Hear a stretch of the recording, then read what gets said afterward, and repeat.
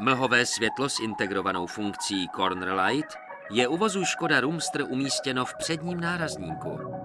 Světlo je použito jako mlhové a zároveň jako světlo pro odbočování.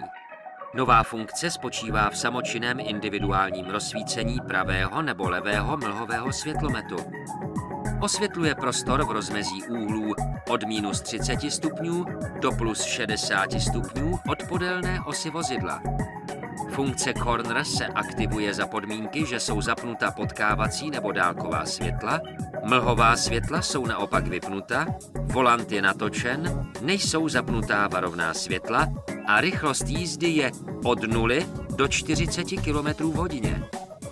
Jsou-li tyto podmínky splněny, je při zapnutí směrového světla nebo překročení mezního úhlu natočení volantu rozsvíceno příslušné mlhové světlo.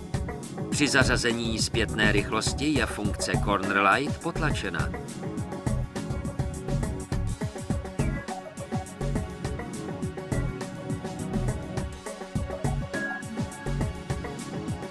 Při použití směrového světla je funkce Corner Light aktivována bez ohledu na natočení volantu po celou dobu zapnutí směrových světel. Mezní hodnota pro rozsvěcení odbočovacího světla je 60 stupňů úhlu natočení volantu a pro zhasnutí je 40 stupňů úhlu natočení volantu.